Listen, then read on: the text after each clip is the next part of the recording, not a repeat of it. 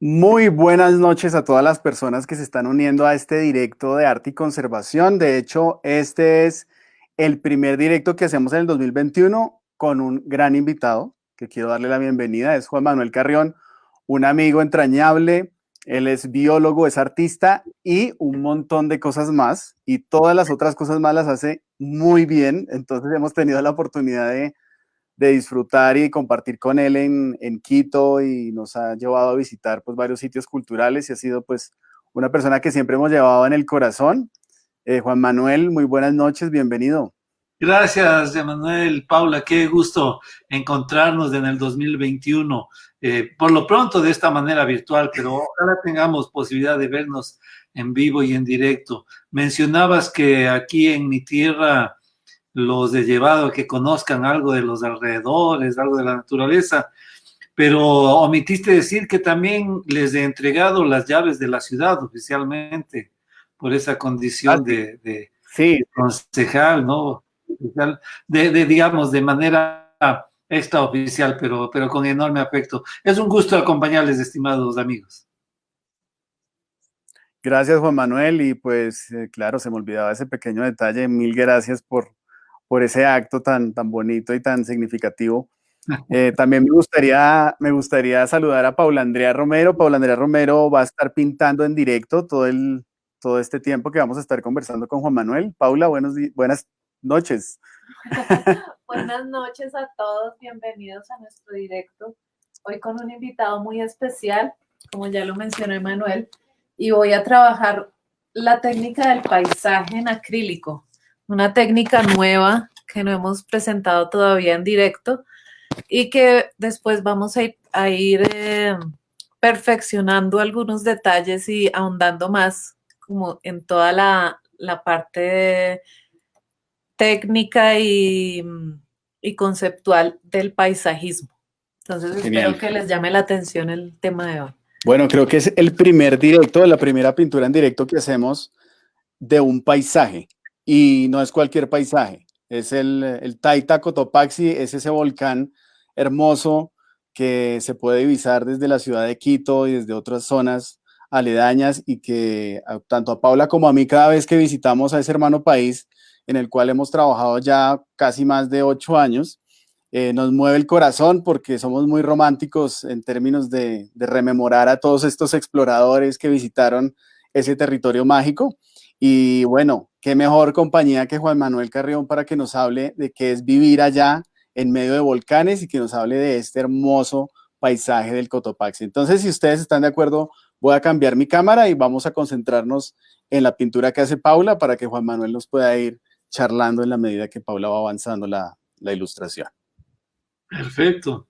Yo tengo mucho interés en mirar cómo va desarrollando la pintura Paula. Y supongo que la conversación la irás marcando tú los temas, estimado. Claro.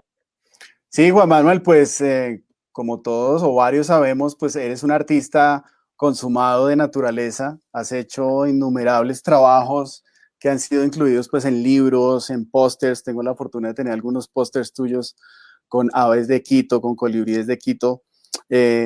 Por ahí me gustaría empezar, me gustaría que nos contaras cómo cómo es este mundo de estar pintando la naturaleza y dónde empezó esa fiebrecita por los animales. Le voy a dar la palabra a Paula justo antes para que nos explique rápidamente, Juan Manuel, algo Sí, de la técnica. mientras Juan Manuel pues habla un poco también de su trabajo, para comentarles el proceso que yo voy a seguir. Primero voy a hacer un dibujo del paisaje con lápiz de grafito antes de empezar a pintar. Listo. Listo, Juan Manuel. Qué lindo, qué Todo tuyo el lindo. micrófono. Voy a estar pendiente de cómo se va desplazando el lápiz sobre el papel, que me parece que es un juego mágico, ¿no? Ese discurrir, ese moverse, el grafito por el papel e ir plasmando en líneas y luego con colores en un dibujo y luego una pintura. La realidad es una habilidad humana, ¿no? Es una habilidad humana que está presente en todos nosotros. Yo expresaba en mi niñez como estudiante de escuela y colegio cierta habilidad para el dibujo. Yo diría que no es que destacaba como un gran dibujante, pero tenía habilidad para el dibujo. Cuando hice mis estudios de biología en la Universidad Católica del Ecuador, el momento en el que me orienté hacia el estudio de las aves, ya me metí más de lleno en el estudio de las aves, me planteé, porque era una necesidad, me planteé el producir el que históricamente ha venido a ser el primer libro escrito y dibujado por un ecuatoriano sobre las aves del país. Ese lo publiqué yo, era un folletito más que un libro referido a las aves de Quito y sus alrededores. Y para hacer esto, yo sabía que debía contar con ilustración de las aves y me aventuré a ilustrarlas yo mismo. Entonces diría que este oficio arranca por allá por el año 82, mira, son ya 38 años, más 39 años de este quehacer pictórico. Y ya profesionalmente, desde que publiqué el primer libro en el 86, son al menos 35 años que estoy en este oficio, que yo le diría que es yo he desarrollado para constituir una herramienta de difusión y de comunicación y de educación ambiental. He pintado, Emanuel, como cerca de 40 afiches, ya he ilustrado algunos libros y he trabajado una ilustración siempre en acrílico. Las últimas en la pandemia me he volcado hacia la acuarela, comienzo a ver la ventaja de la acuarela, la versatilidad sobre todo de tener estas pastillas tan fácilmente transportables en todo momento y la magia del agua, ¿no? Entonces, he devenido de ornitólogo, de investigador de las aves, también en un ilustrador autodidacta que en el camino ha ido aprendiendo. Y esto de ir aprendiendo ha sido por el contacto con amigos, investigadores, artistas, ilustradores, entre los cuales tengo la dicha de contar con ustedes. Ah, ok, Juan Manuel. Entonces, la mayoría de pósters que conocemos de tu autoría, ¿cuál es la técnica que usaste? ¿Acuarela solamente acrílico. O acrílico? Acrílico, pero casi como si fuera un acuarela, un acrílico muy, muy diluido. Sí, te iba a decir que cuando uno mira tu trabajo tiene esa característica de transparencia, entonces es una muy bonita sensación la que da el acrílico con bastante agua, ¿no? Porque es como un intermedio entre lo opaco y lo transparente. Recordemos que Paula está pintando en acrílico, entonces ustedes, si están viendo con atención la pintura, se van a dar cuenta de cómo se comporta esta técnica sobre el papel. Aparte de la acuarela, del acrílico, Juan Manuel, ¿qué otra técnica crees que ha sido como muy influente ahí en tu carrera como artista? Bueno, me interesa mucho el grabado también y la silografía. He hecho algunas silografías sencillas y también cuando quiero cambiar, liberarme de la meticulosidad que el oficio de ilustración demanda cuando usas pinceles muy finos, cuando haces detalles, no sé, de los ojos, de las plumas. Después de abordar un proyecto de esa naturaleza, siento la necesidad de abordar lienzos grandes, ¿no? Y ahí me vuelco hacia el óleo. He hecho algunas obras en formatos grandes, no sé, de 2,5 metros por 1,70 de alto, que las he trabajado en óleo. Y en temáticas con empastes gruesos, utilizando espátulas sí, con una textura así propia del óleo.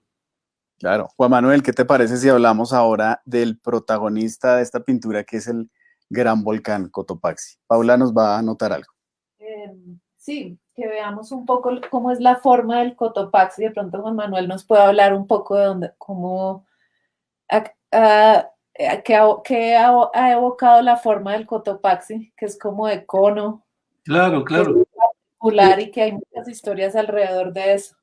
Yo diría el arquetipo del volcán, ¿no? Es un cono perfecto, un cono volcánico perfecto, el del Cotopaxi. De hecho, es el volcán activo más alto del planeta, ¿no? El Apu Cotopaxi, tú mencionaste el Taita Cotopaxi, como se lo llama acá. Es uno de esos colosos que forman la avenida de los volcanes, que es la forma con la cual Humboldt calificó al territorio interandino del actual Ecuador, de la entonces Real Audiencia de Quito. Recordemos que Humboldt en 1802 1803, estuvo algunos meses, como 8 meses, residiendo en Quito, ¿no? Usando Quito como punto de sus exploraciones. Visitó el Cotopaxi, el Antizán, el Chimborazo, el Pichincha, todos estos grandes volcanes que están eh, del, delineando, que se perfilan en el horizonte que rodea a la ciudad de Quito. Esa imagen que estás tú pintando, dibujando este momento, Paula, me es muy familiar, ¿no? Ha estado presente siempre, desde la casa de mi infancia y adolescencia. Yo recuerdo que desde ella, en los días despejados, se miraba ese perfil, el que tú estás haciendo. Entonces es una presencia tutelar, yo diría, para la ciudad de Quito, la de los volcanes en general y la del Cotopaxi en particular. Sí, esta imagen que yo escogí me gustó porque tiene como parte, o sea, se ve el Cotopaxi, se ve un fondo muy bello de cielo y también aquí en esta parte inferior se ve parte del ecosistema que se puede ver ya en el Parque Nacional Cotopaxi, Yes. que es como ese pajonal y ciertas especies de páramo. Claro, ya Juan Manuel nos va a contar acerca de estas. Sí, antes que continúe Juan Manuel, les voy a mostrar la pintura que estoy usando, es este acrílico Liquitex. Y aquí inicialmente voy a empezar con blanco y con tierra de sombra tostada, que es un color que es este nos va a marcar como las partes oscuras y este nos va a marcar los blancos del paisaje. Entonces, continúo. Ok. Juan Manuel, ahorita mencionaste a Humboldt. Y Humboldt ha sido en parte gran inspiración para lo que hemos hecho con arte y conservación. Alguna vez leí las memorias de uno de sus escritos y él concebía el paisaje de una manera muy distinta a la mayoría de exploradores. Más o menos consideraba que el paisaje tenía que entrar también por los ojos de una manera muy positivista, muy científica, pero también tenía que llegar al alma. Sí, Entonces, sí. Cuando contemplas un volcán, algo tan sublime, te mueve fibras también muy sensibles. ¿Qué nos puedes contar acerca de la sensación? Y ahorita nos contabas también que desde muy pequeño estás familiarizado con esta forma. Es algo muy, muy poderoso, ¿no?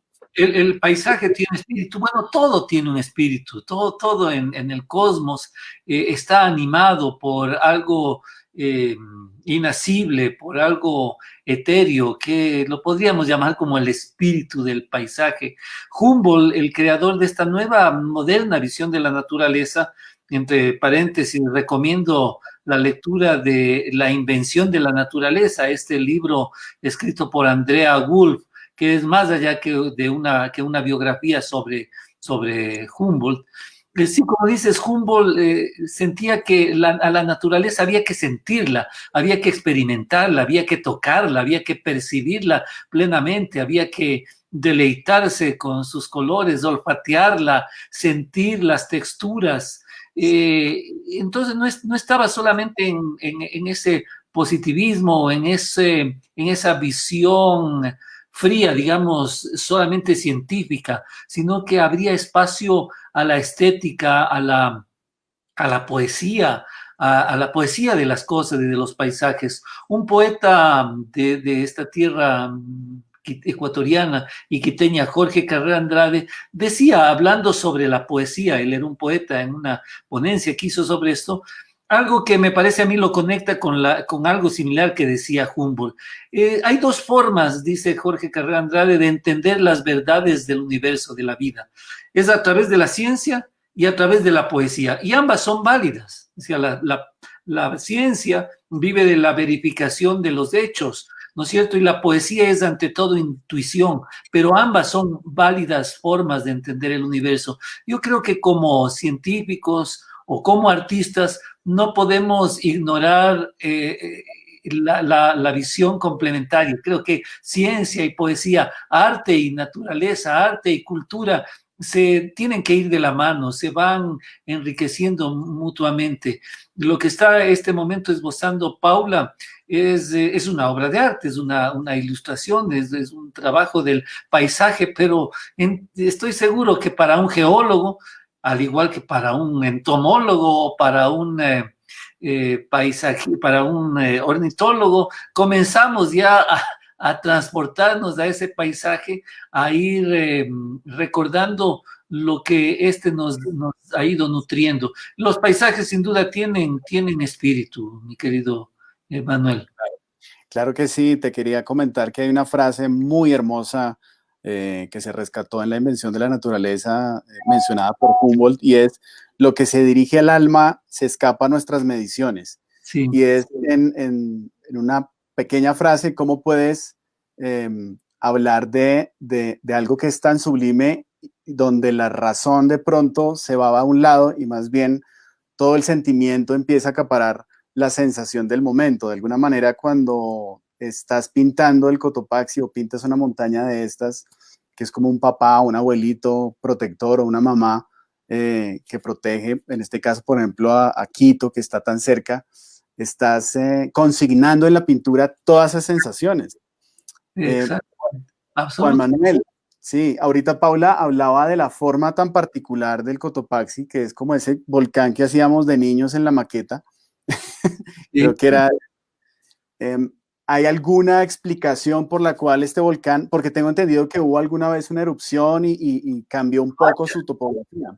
Varias erupciones. De hecho, es un volcán activo que está siendo monitoreado en este momento.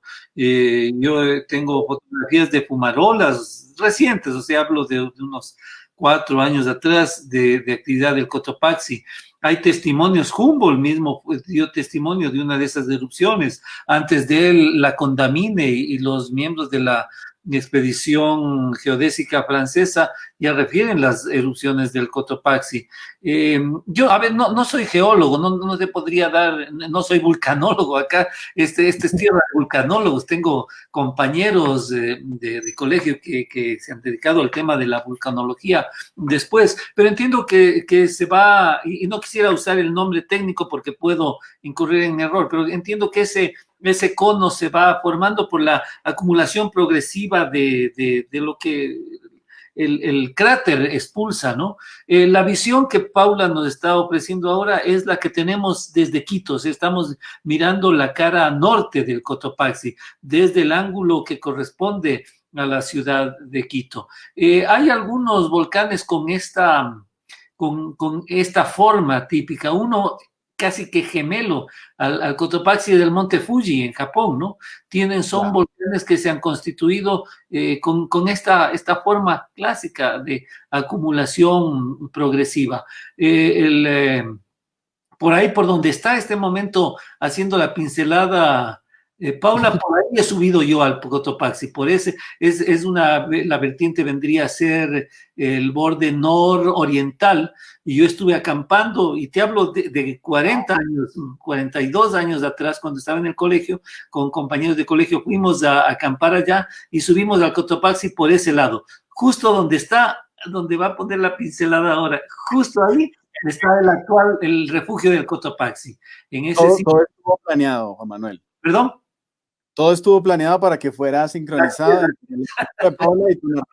Así es, he estado en ese sitio. Mira, mi experiencia con el Cotopaxi de recorrerlo es permanente. Desde hace 42 años yo estoy todos los años visitando ese espacio y permanentemente lo he recorrido. En muchas ocasiones me he quedado a dormir, he acampado ahí cerca de los glaciares. He estado con la televisión japonesa, por ejemplo, haciendo un documental sobre el colibrí, estrella ecuatoriana, que anida ahí en ese punto donde la nieve, el glaciar se junta con el arenal, donde están las últimas matitas de vegetación paramera.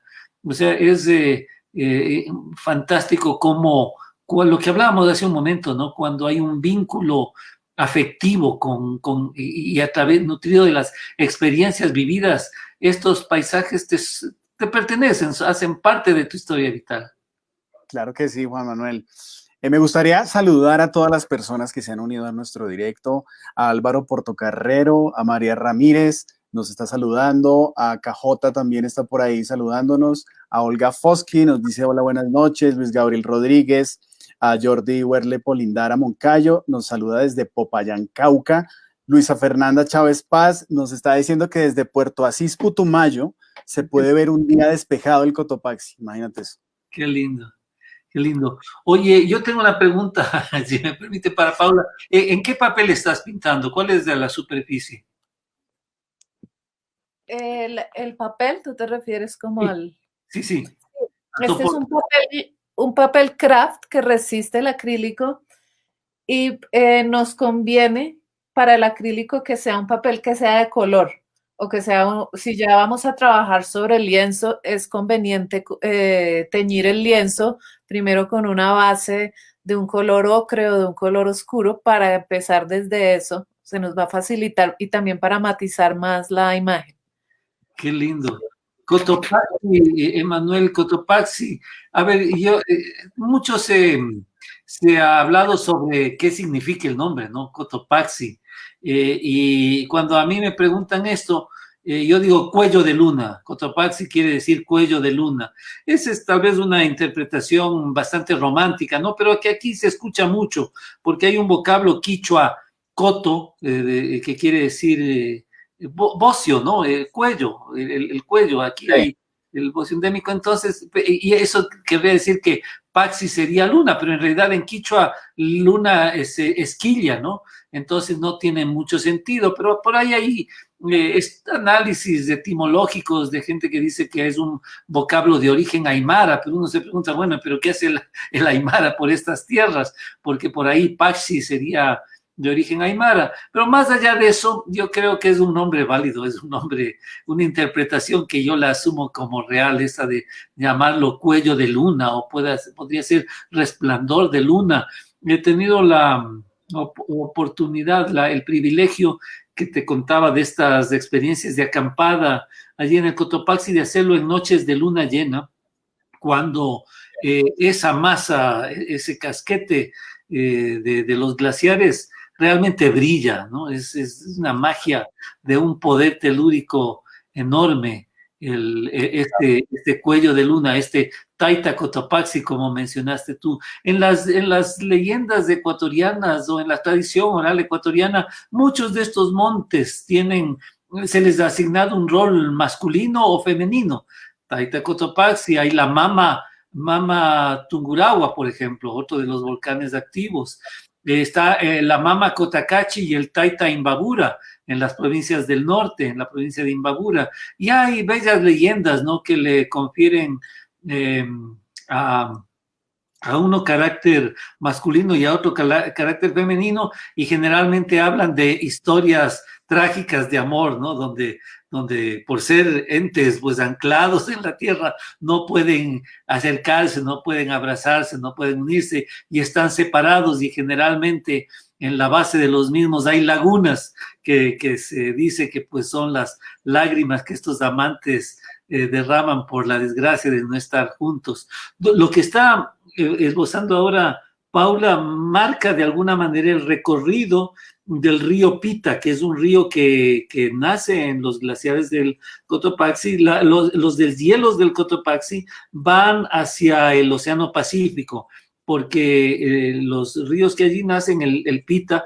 particularmente, alimenta la cuenca del río Guayabamba, que atraviesa cerca a Quito y va hacia el Océano Pacífico. Y esa ruta es la que podrían seguir los lahares, los deshielos, el torrente que podría generarse por una erupción volcánica. Entonces nosotros hemos aprendido a convivir con los volcanes, y hay aquí planes, me refiero al caso de Quito, de evacuación, de prevención, de saber cómo responder, cuáles son las zonas de mayor o de menor riesgo, exposición ante una eventual erupción de este coloso. Ya, Juan Manuel, tenemos muchas experiencias memorables cuando visitamos este espectacular paisaje De hecho, alguna vez fuimos contigo a visitar el Parque Nacional Antisana y desde ahí pudimos ver el Cotopaxi en su esplendor, un poquito más de lejos. Pero la primera vez que visitamos el Cotopaxi con Paula fue tal vez la primera vez que vimos un cóndor en Ajá. libertad. Y me acuerdo que estaba muy nublado, muy tapado el Cotopaxi, pero empezamos el ascenso. O sea, cuando tú nos cuentas que subías y acampabas, es el mismo recorrido que se hace, que hacemos nosotros los turistas cuando visitamos el Cotopaxi, que subimos primero por esta arenisca que es muy, muy oscura y luego ya encuentras el glaciar, que hay una especie de refugio, más o menos 4.800 metros, no sé si me equivoco, Sí. pero desde ahí el paisaje es completamente sublime, porque de pronto está completamente tapado y de repente las nubes se disipan y se aparece ese cóndor majestuoso y nos pone casi que pues el alma arrugada de verlo. Entonces, me gustaría preguntarte cómo es o qué diferencia hay entre esa ruta que tú tomabas por ahí o que tomas cuando subes y acampas y la ruta tradicional que uno toma como turista, que uno sube por ahí. Claro, Igual, no, a ver, la parte final era igual, sí, era igual. Yo diría que esta ruta que hicimos en el colegio, ahí comenzó, déjame contarte un poco más detalladamente esa experiencia, porque ahí comenzó mi viaje como naturalista. Yo era de la rama de químico-biólogos en el colegio antes de entrar a la universidad y nuestro profesor de biología, que era el dirigente del curso, nos propuso hacer el paseo, digamos, del curso, el paseo anual, para ir a acampar allá en el Cotopaxi. Y esa experiencia a mí me conectó más intensamente con la naturaleza y me hizo optar por decidir la carrera de biología, que entonces era nueva, ¿no? Era, la generación mía corresponde a los primeros que nos aventuramos a hacer estudios de biología en el Ecuador. Entonces, esa experiencia del colegio fue una ruta mucho, mucho más exigente y más larga que la tradicional que hacen los turistas, pero empataba en el tramo final con la ruta de ascenso de los turistas. O sea, yo te diría que sí, es la misma ruta, pero en un 5%, el 5% final. El 95% previo fue de haber acampado en el río Pita y dedicar una media mañana a llegar hasta el sitio donde llegan los turistas. No, pues ahora actualmente hay una buena infraestructura de servicios para el turista que te permite llegar al refugio, llegar a un punto alto con los vehículos y caminar hacia el borde del glaciar, justamente en esa parte central que Paula ha pintado con mucha fidelidad. Yo te diría que de la experiencia algo que seguramente ya pondrás hacia el final es que casi en la punta hay una pared vertical de roca que no se cubre con nieve, que es uno de los rasgos, por ser absolutamente vertical, es uno de los rasgos característicos del Cotopaxi. Entonces, contestando a tu pregunta, era básicamente la misma ruta, pero ya la parte final de nuestra experiencia. Y lo que mencionabas de los cóndores, sí, pues esta es tierra de cóndores, este es paisaje de cóndor. En el Ecuador hay una población de cóndores silvestres de no más de 150 individuos y la concentración mayor y el punto estratégico más importante para la conservación de esta especie está en el Distrito Metropolitano de Quito, particularmente en el Antisana. El Cotopaxi no está ya en el Distrito Metropolitano de Quito, está en otra provincia, está en la provincia de Cotopaxi, justamente, pero muy, muy cerca, colindante con el Distrito Metropolitano de Quito. Y por allí se aventuran los cóndores, sin lugar a dudas. Esa es tierra de cóndores y tierra de una biota muy, muy particular. Gracias por toda esa información, Juan Manuel. Les voy a comentar que ahorita ya estoy utilizando un gris. Aquí lo podemos ver en la paleta. Un gris que saqué directamente del tubo. Y también un azul cerúleo que va a ser el que me va a empezar a dar las tonalidades del cielo. Entonces me voy a concentrar ahorita en el cielo mientras dejamos secar esta parte para después comenzar a matizar más con tonalidades azules y grises propias del paisaje que se ve allá, que parece de otro planeta. Cuando yo bajaba al Cotopaxi me impactó mucho porque me sentí como en un sitio que no había visto nunca antes. Entonces, este paisaje se compone de esas tonalidades así grises, em, Pareciera, azuladas. pareciera una locación de Star Trek. Casi que Sí, te sientes en otro sitio. Juan Manuel, antes de que nos hables de toda la maravilla de biodiversidad que rodea este ecosistema, me gustaría saludar a más personas que se han unido a nuestro directo. Por aquí nos saluda Juan Carlos Londoño Betancur, nos saluda también desde Ibagué, Tolima, María Ramírez. Mabel Ardila nos dice hola, hola, disfrutando a Juan Manuel y a Paula, muchas gracias. Por aquí Juliana Cote dice buenas noches, exactamente como dice Juan Manuel, el edificio volcánico se construye y destruye varias veces en la vida del volcán, en cada actividad. Por aquí Norby López nos saluda, un abrazo fraterno a Norby López, dice saludos fraternos, arte y conservación y Juan Manuel Carrión, gracias por siempre inspirar a la colectividad hacia la naturaleza y su conservación. Walter González Eslava nos está saludando desde Buenos Aires. Freddy Ruiz nos dice saludos desde Santo Domingo, República Dominicana. Carlos Mario Wagner, un abrazo fraterno. Carlos Mario nos saluda, nos dice saludos al profe Juan Manuel y a los artistas Paula y Emanuel. Nancy Clear nos dice qué original el programa, entretenimiento de calidad mediante el cual uno aprende, amplía los horizontes y disfruta. Felicitaciones, un abrazo para Nancy. Nelson Ramírez nos dice, particularmente, bueno, se me perdió el mensaje, ya lo retomo. Bueno, Juan Manuel, ahora sí hablemos de toda la... Ya empezamos a hablar del cóndor y debo sí. decir que gracias a Juan Manuel pudimos ir a quedarnos casi 2 horas esperando un cóndor en el Antizanilla para poderle tomar una buena foto y fue una experiencia hermosísima. Juan Manuel, partiendo del cóndor, ¿qué más podemos encontrar en este ecosistema tan impresionante? Oye, muchísimas cosas, pero antes de eso, permíteme, sí, agradecer, he escuchado tantos nombres queridos, buenos amigos, a Carlos Mario Wagner, un gran abrazo, a Norby, a Nancy, evidentemente. Pero antes de eso, Paula, ¿cuánta agua usas? Tengo esa inquietud. Veo que las pinceladas que haces son con una, no sé, el acrílico no es muy diluido, ¿verdad? No, no, el acrílico, ahorita como lo tengo sobre papel, lo trabajo más viscoso, pues porque el papel no es tan resistente al agua, este tipo de papel. Entonces le doy esa viscosidad característica del acrílico. Pero hay personas que lo trabajan más aguado, eso sí ya depende como que quieras lograr y pues los gustos entre artistas también. Claro.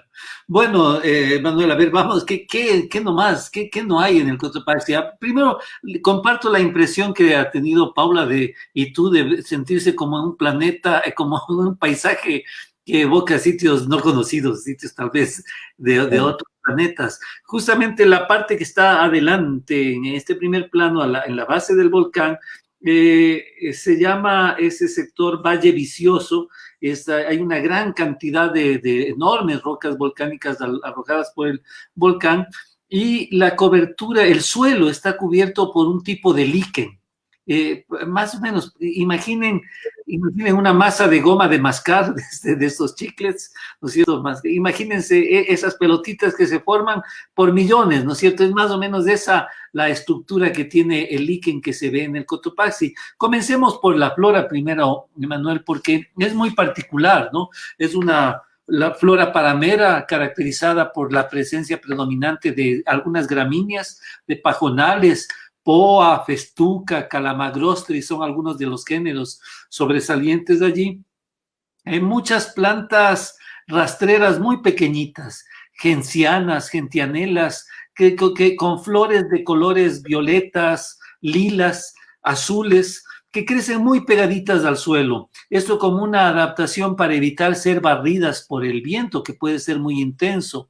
Hay formaciones de plantas de la familia de las compuestas, de las asteráceas, como la azorela, por ejemplo, o Berneria, para citar algunos de los géneros, que crecen formando lo que en inglés se llama cushion plants o plantas en almohadilla, ¿no es cierto? Unas comunidades así muy, muy pegaditas. Cuando uno camina por eso es como si estuviera caminando justamente sobre unas almohadillas, ¿no? De ahí el nombre de estas plantas.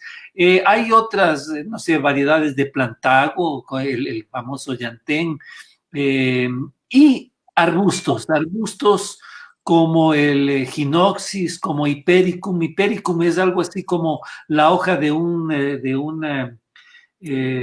esta conífera, se me va el nombre, ciprés, es como si fuera unas hojas de ciprés con una flor amarillita muy interesante. Chuquiraguas, la chuquiragua es una asterácea, es una planta de la familia de las compuestas, con hojas muy duras y muy puntiagudas, casi como espinas, pero anchas. Las hojas de las plantas del páramo tienen cierta cercanía con las hojas o las espinas de la vegetación xerofítica.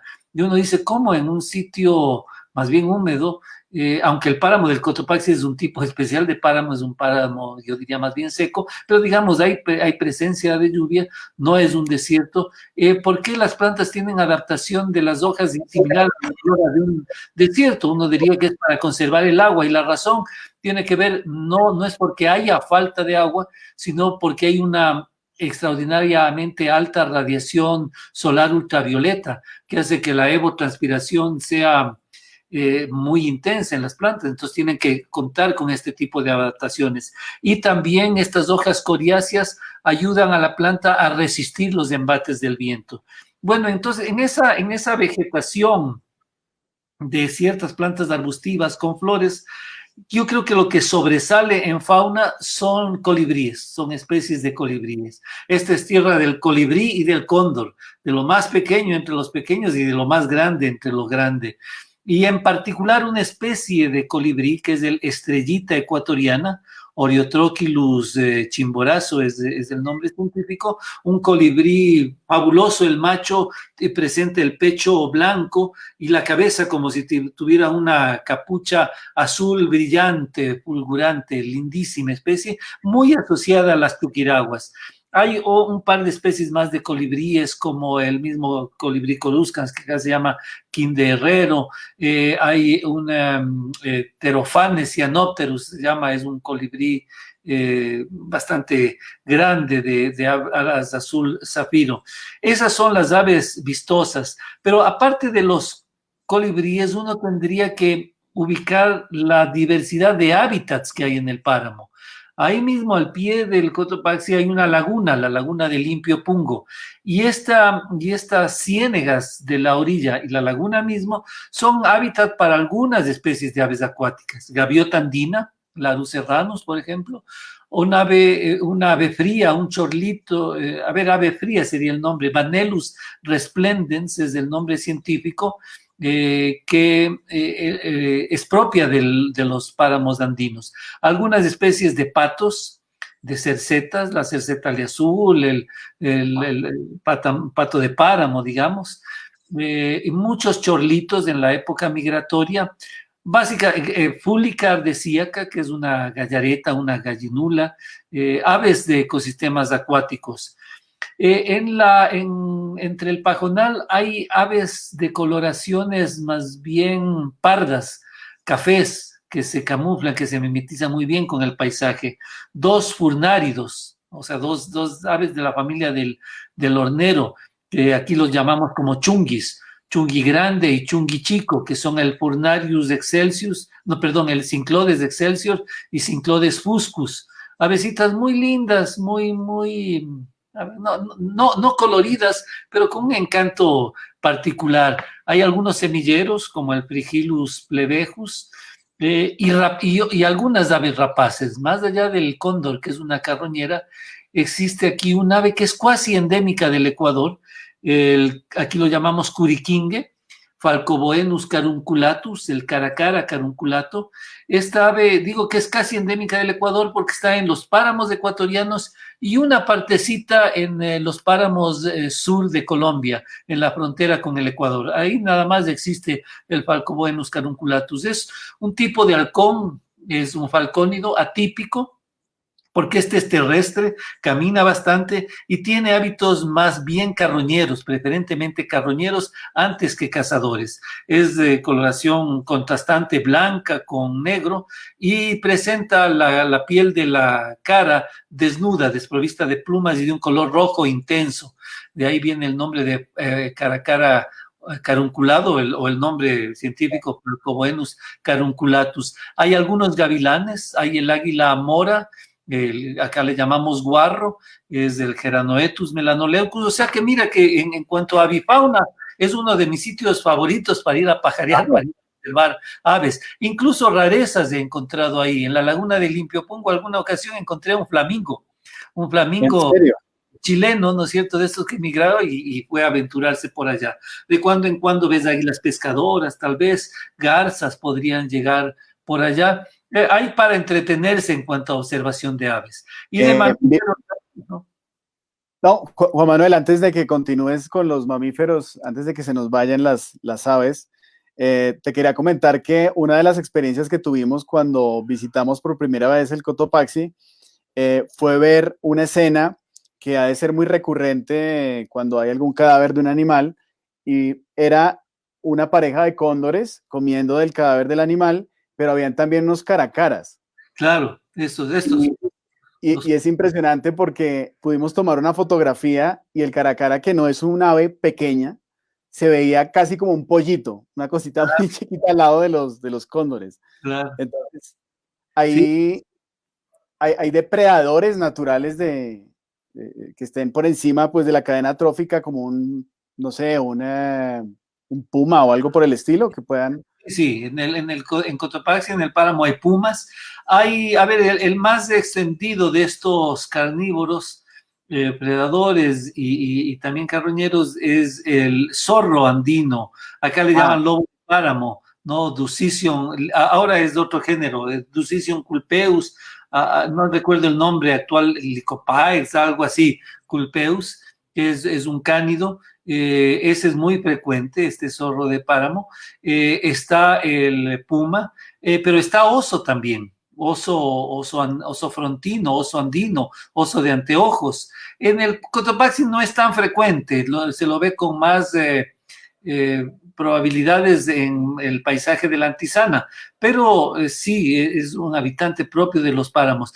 Quizás el mamífero más espectacular que allí encuentre sea un herbívoro, el venado de páramo, ¿no? El venado de cola blanca, venado andino. En el Cotopaxi no hay registros, pero podría tal vez hacia las partes orientales encontrarse el tapirus pinchaque, el tapir de montaña, pero es una especie más bien más de lugares más aislados, porque el Cotopaxi es muy cercano al mundo moderno, al mundo habitado, ¿no? Es un espacio donde hay mucha presencia humana. De hecho, se trata de un parque nacional. Con respecto a este paisaje al que hacíamos referencia, casi lunar, una de las experiencias más bizarras, más curiosas que he tenido cuando estuvimos acampando allí, que nos quedamos acampando como una semana con la televisión japonesa para hacer las tomas del colibrí estrella del Chimborazo.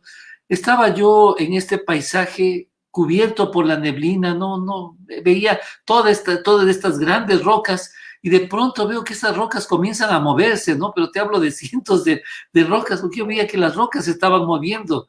¿Qué pasa? Yo no había fumado nada extraño, ni había ingerido nada extraño. Así que, ¿qué ha pasado? ¿Qué pasa aquí? Que las rocas se están moviendo. Y resulta que era una compañía del ejército, de los militares, de los soldados, estaban haciendo un ejercicio de marcha, habían venido marchando desde el Antisana y llegaban al Cotopaxi, y como estaban con su ropa de camuflaje, con esos ponchos, y en medio de la neblina, pues yo no me esperaba encontrarlos ahí en medio de este paisaje, ¿no? O sea, hay una presencia humana intensa, la transformación del paisaje ha sido intensa en el Cotopaxi, pero a pesar de ello guarda su magia, y por el hecho de ser un parque nacional, buena parte de esta flora y fauna está preservada, está resguardada, y ha sido escenario para múltiples estudios. Quienes hemos estudiado biología, nuestras prácticas iniciales, nuestra aula en el campo, nuestra aula natural para adentrarnos en el conocimiento del páramo, era el Cotopaxi, un destino muy cercano a la ciudad de Quito. Ya, Juan Manuel, por aquí me están le están preguntando a Paula si dicta cursos de pintura. Entonces, si me permites, Paula, puedo aprovechar para proporcionar tu próximo taller. Aprovechamos aquí la franja publicitaria, Juan Manuel, me disculpas. Claro que sí, para la persona que nos está preguntando, Paula tiene un curso próximamente, es el 6 y 7 de febrero, va a estar enmarcado en la Colombia Bird Fair, es un curso online, es virtual, lo pueden tomar personas de cualquier parte del mundo, y es un curso de ilustración de aves en lápices de colores, pues porque Paula tiene ya pues un bagaje en este tema de la ilustración ornitológica. Entonces, les voy a dejar el link en los comentarios para que puedan visitar la página y vean también todas las características del curso. También tenemos comentarios, Juan Manuel, por aquí nos siguen comentando. Nelson Ramírez nos saluda. Aba nos dice, felicito la iniciativa de hacer arte y ciencia en un mismo espacio. Juan Manuel, un gran conocedor de la naturaleza, nos tiene ya acostumbrados a estos descubrimientos. Excelentes saludos de Eugenia Ábalos. Walter González te preguntaba si hay alguna especie de orquídea por ahí, tal vez el del género Epidendrum, supongo yo, Juan Manuel, o me equivoco. Sí, sí, sí, Epidendrum, pero a ver, en el Cotopaxi mismo no. No, en el páramo no las he visto, más en las quebradas, o sea, en el ecotono entre el bosque montano y el páramo, se pueden ver alguna diversidad de orquídeas, las de Epidendrum, que aquí le llamamos maigua, pero en el Cotopaxi debe haber, ¿no? Debe haber, hay algún, no soy un botánico, pero hay algún tipo de orquídea que no produce clorofila y su coloración es blanca, enteramente blanca. Se me va el género, es muy pequeñita, que creo que es tal vez la única que yo recuerdo haber registrado ahí en el medio del pajonal. Más las orquídeas están, como te digo, en el ecotono, donde hay más presencia arbustiva y arbórea, ¿no? Claro. Por aquí también nos saluda Miguel Betancourt, nos dice, Ah, felicitaciones, querido Juan Manuel, por tan linda iniciativa, gracias por la invitación. Graciela Walter nos dice felicitaciones desde Salta, Argentina. Vi el arte en plumas en Quito frente a ese majestuoso Cotopaxi. Justamente fue a dar una conferencia sobre la observación de aves y ecoturismo. Por aquí también María Elena Libreros nos dice excelente trabajo artístico e histórico. Muchísimas gracias por todos sus comentarios.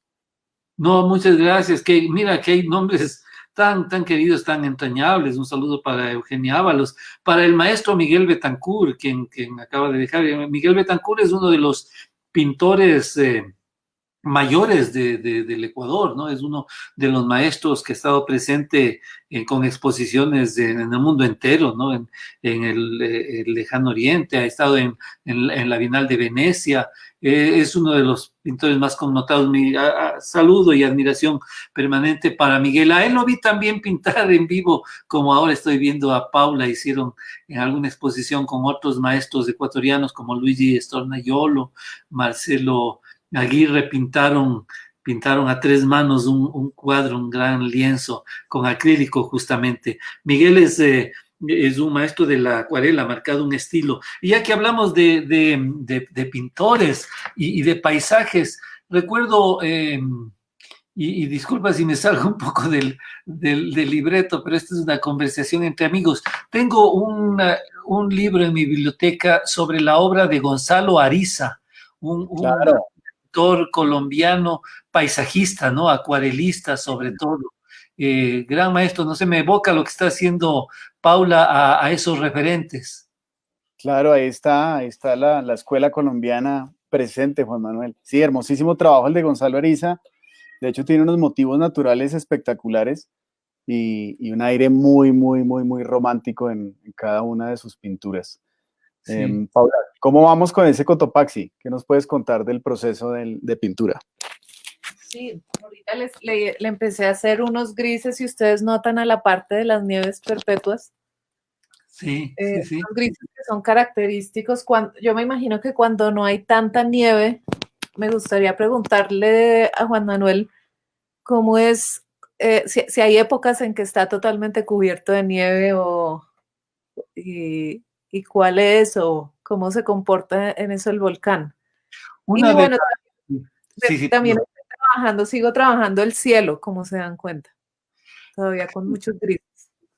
un cielo muy, muy, muy dramático.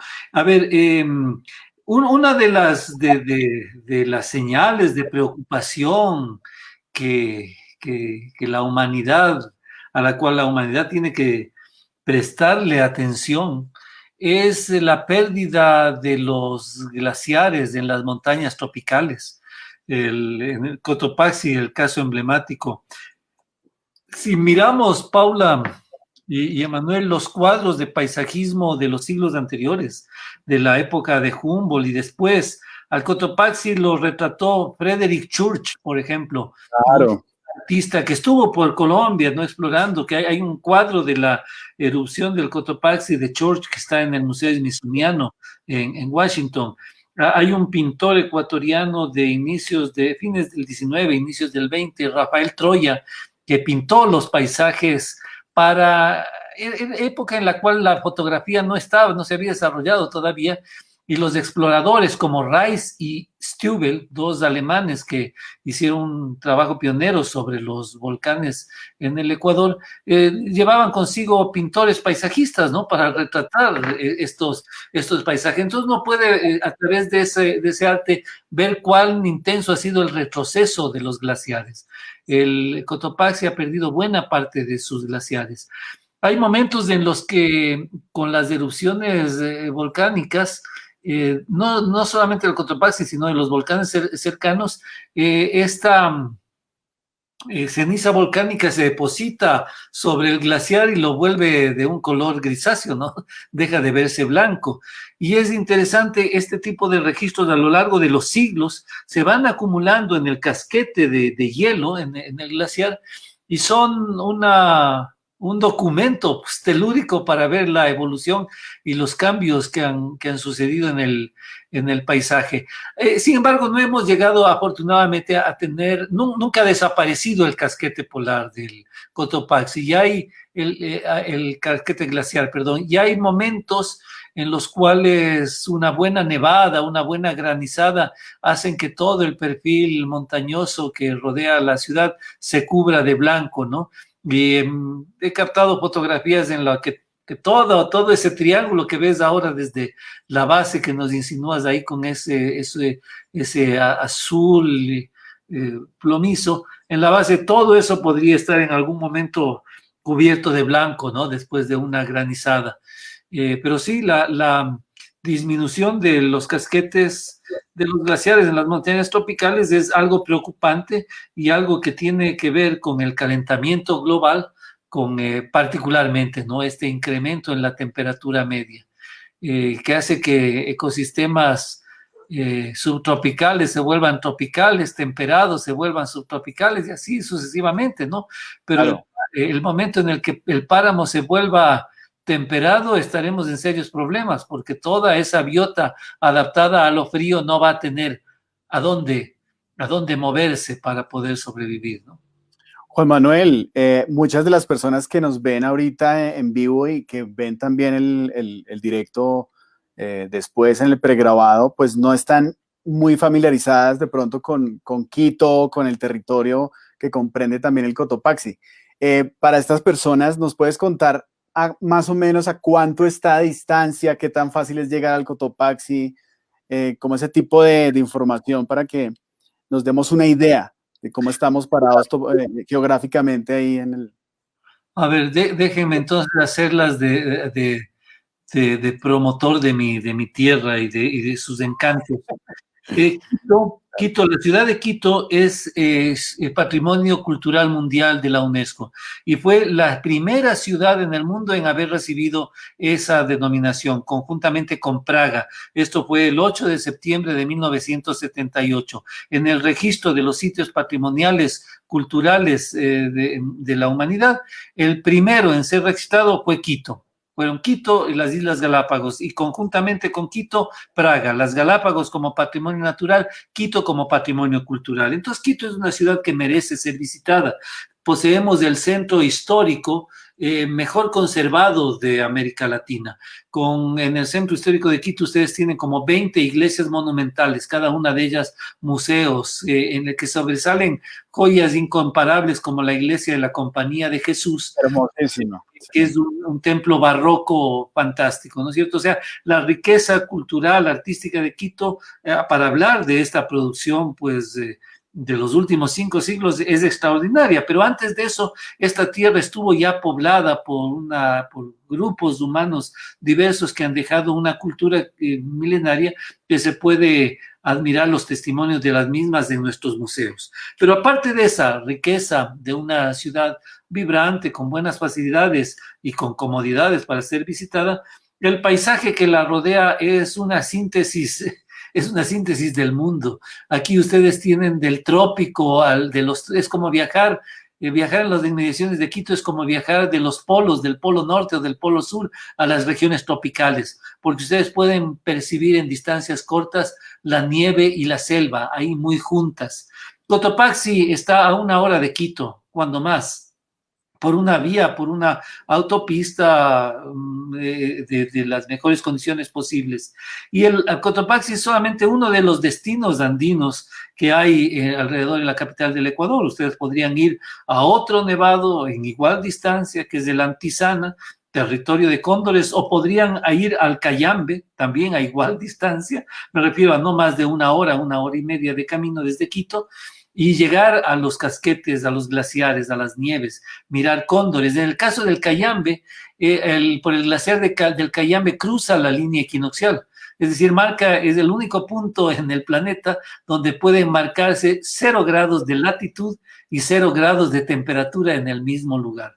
Pero además de estos paisajes altoandinos, a distancias similares, de todo esto que le estoy diciendo no demanda más de 1 hora de viaje desde Quito.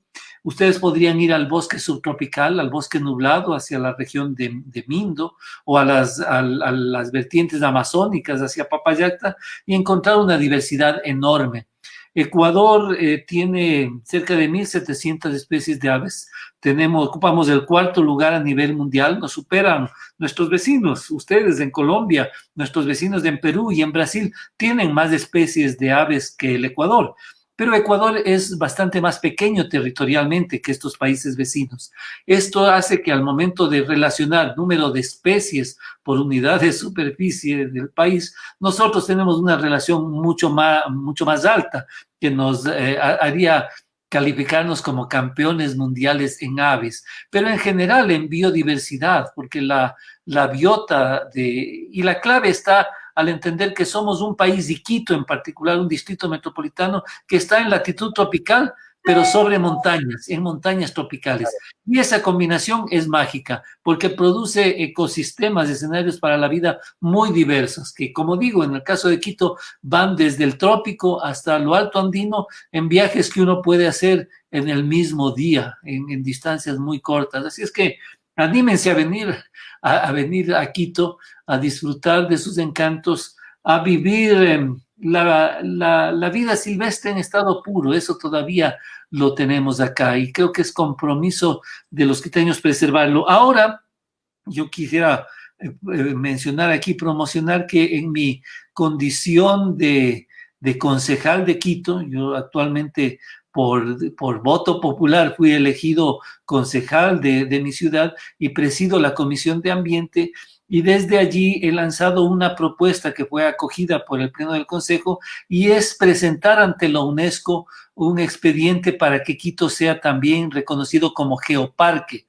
Mundial UNESCO. Esta es otra categoría de reconocimiento del patrimonio mundial que tiene la UNESCO, con lo cual Quito se convertiría en el 2º lugar en el planeta, después de la isla Jeju en Japón, que cuente con las 3 coronas de la UNESCO. Quiere decir, ser patrimonio cultural mundial, ya lo somos, ser una reserva de la biosfera. En el distrito metropolitano de Quito está la reserva de la biosfera del Chocó andino, y ser un geoparque.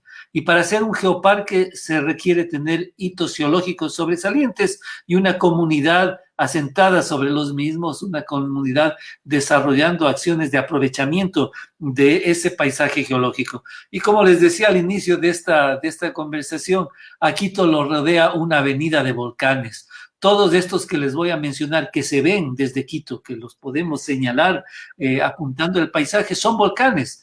Cayambe, Cerro Puntas, Antizana, Sincholagua, Pasochoa, Rumiñahui, Cotopaxi, Ilinizas, Atacazo, Corazón, Pichincha, Casitagua, Pululagua, Cotacachi, todos estos que he mencionado, 14 son hitos geológicos que están rodeando a la ciudad de Quito. Por eso Humboldt la calificó como la avenida de los volcanes.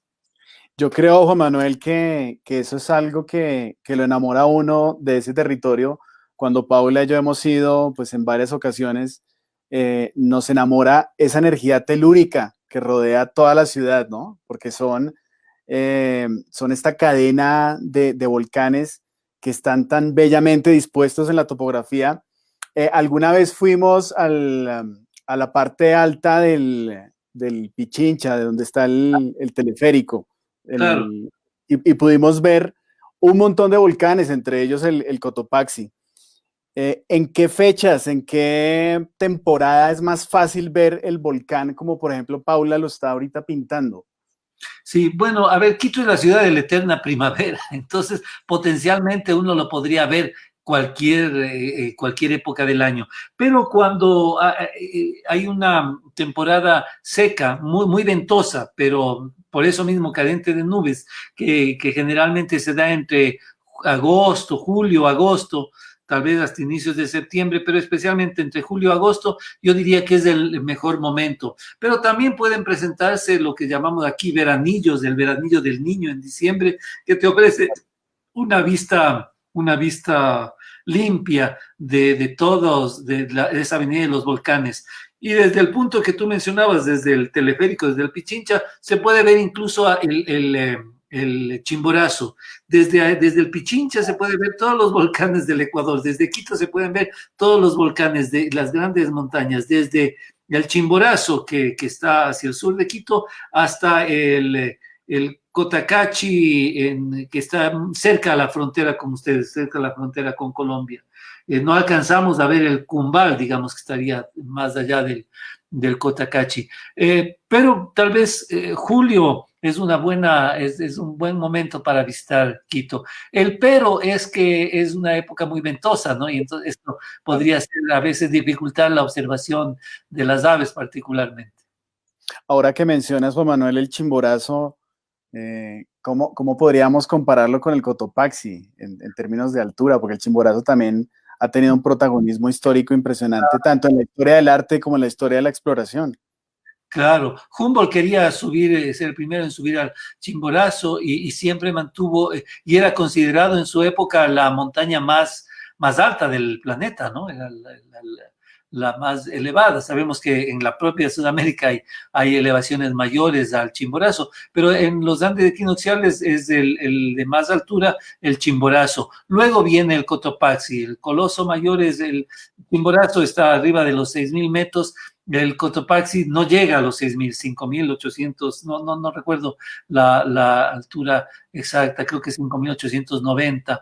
Y el Cotopaxi, el Chimborazo, perdón, supera los 6.000.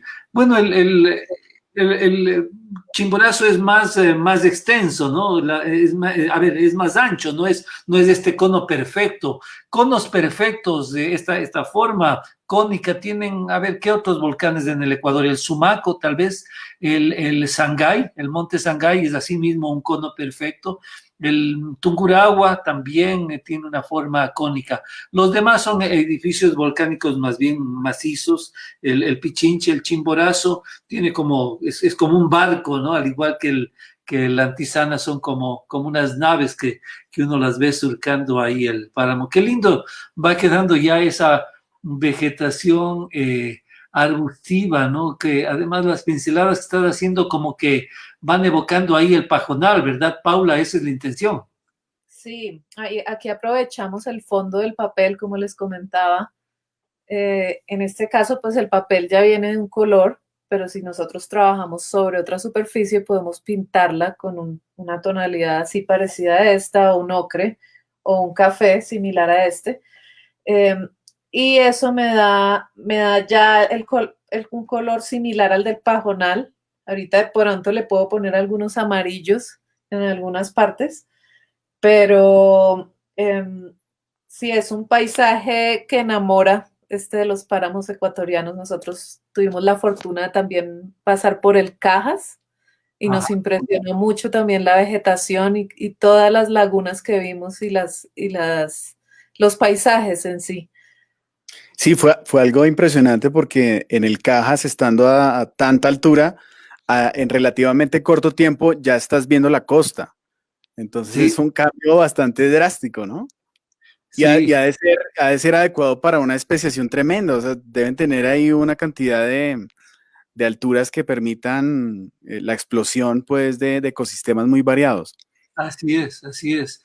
Mira, lo que está pintando ahora esos arbustos en primer plano podrían, a ver, a mí me evocan mucha de la flora de ahí. Te mencioné, por ejemplo, el Ginopsis, el Hipericum, las celaginelas, que es esta planta evolutivamente muy antigua, ¿no es cierto? Una de las fanerógamas, digamos, de las plantas que no producen eh, flor, que tiene a ver, una estructura, las hojas muy especial cuando se secan, casi que, ¿cómo diría yo? Como que se momificaran y mantienen una suerte de aceite concentrado que hace que esto funcione muy bien como una yesca o como un precursor para hacer fogatas, ¿no? Se enciende con mucha facilidad, por más que el páramo esté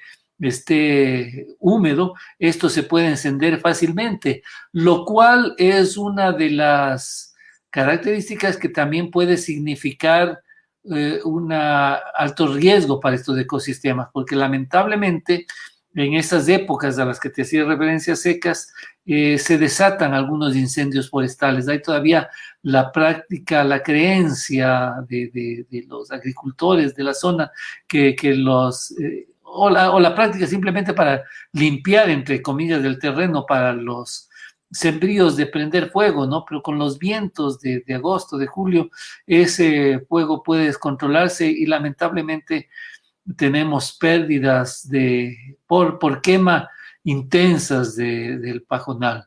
Y como sabemos, el fuego pues es un elemento que selecciona ciertas semillas o ciertas raíces o ciertos, se me va el nombre técnico, ciertos troncos, ciertos estolones que pueden quedar enterrados, que son resistentes al fuego y pueden reverdecer luego. Pero mucha de la flora arbustiva simplemente se destruye con el fuego y el fuego puede ir simplificando el paisaje, o sea, favoreciendo el crecimiento de pocas especies, ir mermando la diversidad. Ese es uno de los riesgos mayores que enfrenta la conservación de los ecosistemas altoandinos, el fuego. Claro que sí. Les recuerdo a todas las personas que nos están viendo y nos van a ver que estamos hablando con Juan Manuel Carrión, biólogo, artista y un montón de cosas más que ya si ven el directo se van a enterar. Vamos ya a una hora de directo. Le quería pedir el favor a Juan Manuel si podemos extendernos 20 minutos más para que Paula culmine toda la parte de la vegetación, la parte baja de la pintura, y ya daríamos pues fin a nuestro directo. Te quería preguntar, Juan Manuel, por ahí mencionaste asentamientos indígenas. En el área del Cotopaxi, ¿conoces qué Sí, asentamientos habían o qué sí, sí. comunidades vamos a Hay, encontrar? hay dentro del Parque Nacional, hay un par de atractivos turísticos que son sitios arqueológicos, ¿no? Donde se ven lo que se llaman pucarás, o sea, sitios estratégicos de defensa, como observatorios, incas y pre-incas, ¿no? Recordemos que los incas en esta parte del territorio del Ecuador, e incluso sur de Colombia, llegaron en los momentos, en un momento de expansión, ¿no es cierto?, de sus territorios, desde Tupac Yupanqui, Huayna Cápac, hasta el último emperador inca, que fue Atahualpa, nacido en Quito, buscaban expandir el Tahuantinsuyo hacia el norte. Y en esa oleada de expansión imperialista fueron construyendo algunos puntos de avanzada y estratégicos de defensa en territorio cercano a Quito. Algunos de esos están ubicados ahí en los páramos del Nudo de Tío Cajas, que es justamente el sitio que estamos viendo adelante en esta ilustración, en esta pintura de Paula. Hay algunas muy sencillas, no es nada comparado con lo que ves en Machu Picchu, con lo que ves en el Cusco. Son paredes que hablan de sitios de defensa ubicados en estas como atalayas de observación en este paisaje alto andino. Sí, hay presencia arqueológica, sí. Ya, me recuerda mucho la pintura de Paula también al paisaje que uno puede ver cuando sale de Quito y ve esos volcanes desde el avión, que es impresionante cuando tienes esa vista, ¿no? Sí, es una de los primeros regalos que tiene Quito para los visitantes cuando llegan, es la experiencia de aterrizar en esta ciudad, porque sí, esto se ve desde el avión, en efecto, le sorprende a uno la vista de estas moles nevadas.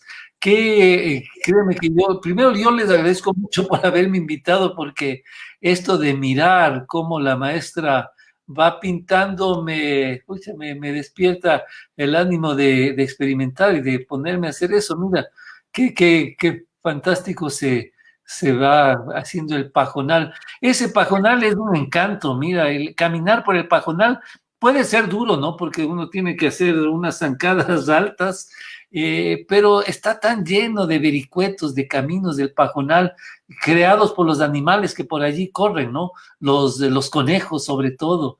Perdices, hay un tinamú que habita en esos pajonales, Notoprocta curvirostris, el tinamú piquicurvo. Hay una agachona también, una Tinocorus galli, se llama, una avecita propia de los pajonales. Los zumbadores, o sea, los gallinagos, Gallinago nobilis, Gallinago jamesoni, están en este hábitat de pajonal. A veces uno se topa con ellos mientras está caminando por ahí, de pronto levantan vuelo de manera muy sorpresiva. Búhos también he visto en el pajonal, búhos como el orejicorto, que tiene una coloración verduzca, amarillenta, pueden camuflarse muy bien con el pajonal. Ahí veo que Paula... El Acioflameus, tal vez, Juan Manuel. Sí, perdón, Acioflameus, el orejicorto, exactamente. Ahí veo que Paula puso unas pinceladas anaranjadas, rojizas, que podrían ser la flor de Chuquiragua. De hecho, para mí ese en primer plano me evoca a la Chuquiragua, que es esta planta de la que les hablé, que ha sido usada como el emblema, es una compuesta. Es una flor muy bella que me llamó la atención cuando la última vez que visitamos el Antisana. Sí. Me fijé en estas flores y me parecieron impresionantes cómo contrastaban con el resto del color de los pajonales. Resaltan bastante estas flores. Y estas... y me gustó este paisaje porque tiene las flores.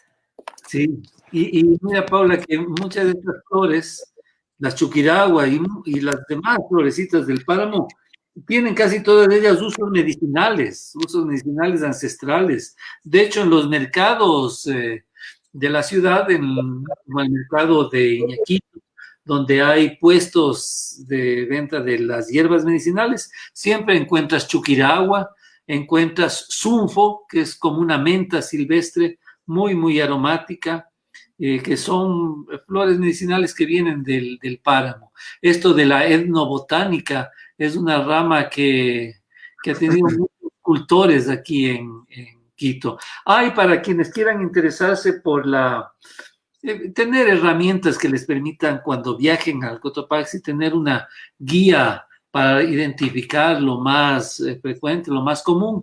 Hay algunas opciones. Hay una guía de la flora de páramo de Quito y sus alrededores que la trabajó Carmen Ulloa, una querida amiga y compañera de la universidad, una científica botánica que actualmente reside y trabaja en el Jardín Botánico de Missouri. Ha estudiado mucho la flora del páramo. Hay libros sobre las aves del páramo, sobre los mamíferos del páramo. Yo te decía que comencé mi carrera como ilustrador para ilustrar el que fue el primer libro sobre las aves de Quito y alrededores, que lo produje yo en el año 86.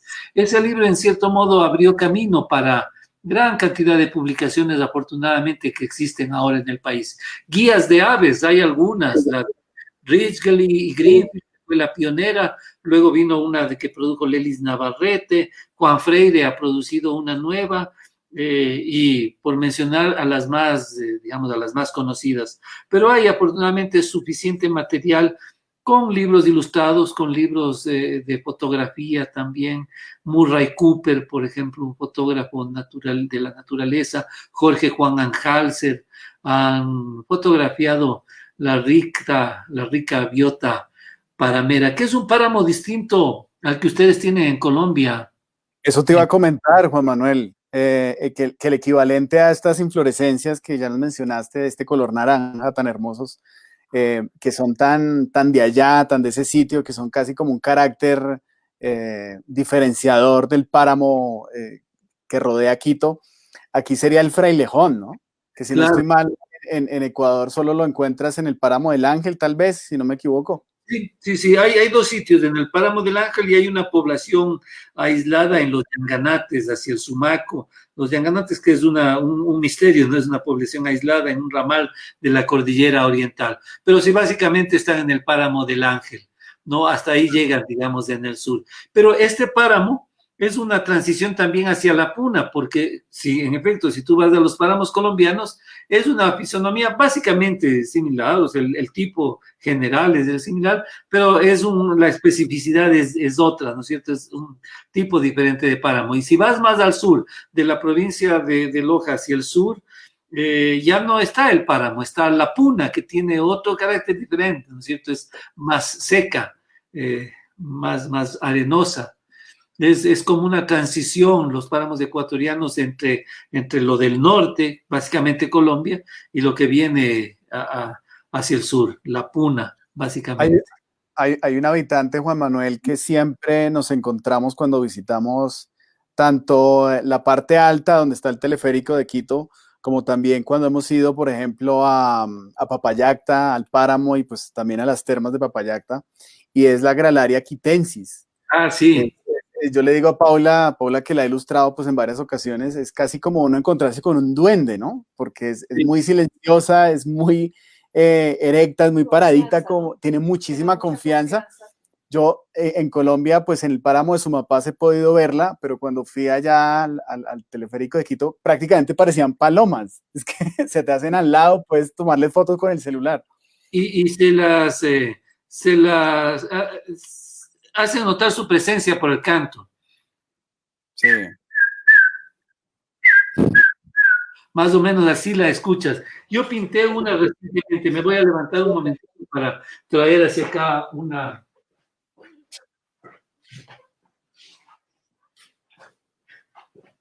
Me levanté para ver una carpetita donde tengo una ilustración que la hice en este tiempo de pandemia. Tal vez la puedo acercar ahí a la cámara para enseñarles cómo es la gralaria. Mira, pero la voy a sacar la voy a sacar de una fundita plástica en la que la tengo. Es una gralaria, ¿no? De la familia de los fornicarios, Gralaria quitensis, el nombre es muy de acá. Esta. Wow, qué hermosura, Juan Manuel. Ahí está. Está tal cual. Gralaria quitensis, ¿no? Que la pinté en base a un encuentro que tuve en Yanacocha. ¿Han estado en Yanacocha ustedes? Sí, sí, Juan Manuel, otro sitio encantador para ver colibríes, para ver toda la flora y fauna de ese ecosistema que es precioso. Colibríes y especialmente una especie de las más raras, endémica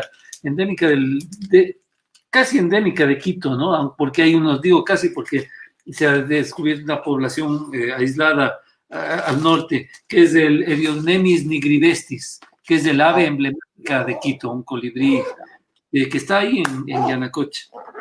Juan Manuel, ¿y tuviste algo que ver con nombrar esta ave, el ave emblema de Quito? Sí, esa fue una propuesta mía. A ver, esta es la segunda vez que soy concejal de la ciudad. Entre el 2003 y el 2007 fui concejal alterno, o sea, no era el concejal principal, fui concejal alterno, y cuando me principalicé para ejercer estas funciones, mi propuesta fue esta de hacer de pedir que Quito adoptara un ave y una flor emblemática. Y el ave fue el samarrito pechinegro y la flor fue la flor que aquí le llamamos la flor de Taxo, una Passiflora quitensis, una Taxonia o Passiflora que produce un fruto aquí. No sé, en Colombia la tienen también, deben usar el fruto, no sé cómo la llamen, aquí se llama Taxo. ¿Perdón? La curúa. La curúa, exactamente. Sí, la curúa. Y aprovecho aquí la pausa para saludar a más personas que nos han puesto sus comentarios. A Javi Fer nos está saludando. Oscar Vilca, gran amigo, un abrazote, amigo con Juan Manuel. Qué gusto escuchar a Juan Manuel y disfrutar del talento de Paula. Un abrazote gigante para Oscar. Un abrazo, querido Oscar, que guardamos tanto, porque recordarás, Paula, y cuando yo desempeñé las funciones de director del Zoológico de Quito hace 5 años atrás, organizamos una exposición que tuvimos del gusto de reunirlos a ustedes, ¿no? De exponer en el centro cultural más importante que tiene Quito para estos menesteres, que es el Centro Cultural Metropolitano, en el corazón mismo del centro histórico. Un espacio espectacular. Es impresionante ese sitio, quedamos enamorados y me acuerdo mucho de un poema que tú declamaste ahí, ¿no? Que era como esta tierra de aves, ¿cierto? Ah, sí, tierra de aves, claro. Es un micrograma de un poema corto de Jorge Carrera Andrade que dice: es América entera, inmensurable pajarera. En el amanecer sonoro, cada árbol es un coro. Hay tantas alas en vuelo que alzan América al cielo. Es un bellísimo poema. Ya que me has hecho declamar un poema, voy a decirte otros versos breves de Carrera Andrade, porque creo que son muy a tono con este paisaje de mi tierra, paisaje del Ecuador, paisaje muy cercano a la mitad del mundo. Cuando Jorge Carrera Andrade fue un poeta, y que para mi gusto el más grande poeta ecuatoriano, yo creo que uno de los más grandes poetas de América Latina, fue un diplomático también, él fue embajador en varios países y claro, regresaba al Ecuador, sentía una permanente añoranza de su tierra. Hizo un poema que lo tituló Alabanza del Ecuador, un poema extenso, pero en una parte crucial dice: Ecuador, tú me hiciste vegetal y telúrico, solidario con todo lo que vive, humilde, cual vasija llena de sombra fértil. Eso, cada ocasión que yo tengo la oportunidad de decir esto, de mencionar esta metáfora, que se alimenta mi espíritu y me alienta a seguir en esta ruta, en este empeño de conexión con la vida, de ser, como dice Carrera Andrade, solidario con todo lo que vive.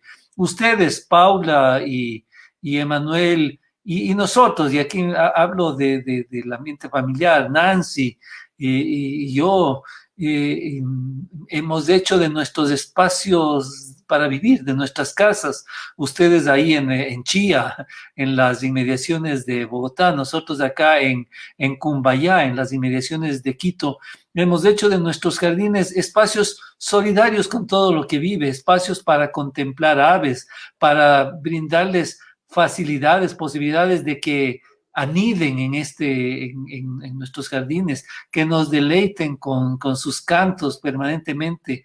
Yo siento todas las mañanas aquí lo que Carrera Andrade dice, eso de que en el amanecer sonoro cada árbol es un coro, porque esa es la realidad de esta tierra en la que, como el mismo poeta dice, hay tantas alas en vuelo que alzan América al cielo.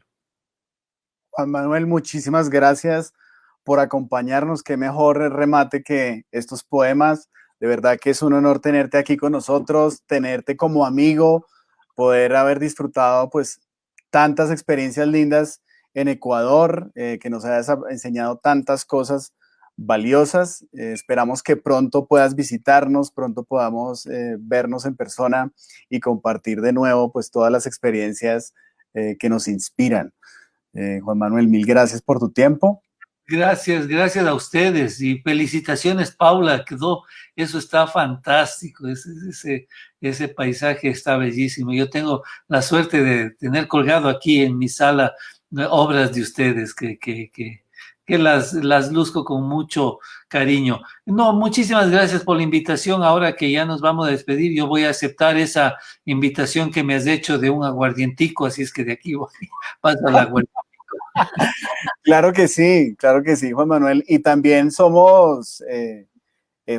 tenemos la gran fortuna de tener obras tuyas aquí en la casa exhibidas con mucho orgullo. Entonces, qué lindo poder hacer ese tipo de trueques y poder mostrar el trabajo. Paula, muchísimas gracias por todo ese trabajo que has hecho ahí en el papel. No, los invito a que sigan viendo nuestros directos. También tenemos un canal en YouTube donde ustedes pueden ver algunos tutoriales también, donde enseñamos algunos tips de pintura para las personas que estén interesadas. Y nuevamente invitarlos a mi curso de ilustración de aves para los que estén interesados en el tema, que se va a hacer en el marco de la Colombian Bird Fair. Claro que sí. Y le extiendo la invitación a Juan Manuel para que nos acompañe un día en un directo del Instagram para que podamos ver todas sus obras y podamos hablar de su trabajo ya como artista. Perfecto. Muchas gracias. Un abrazo, gracias nuevamente.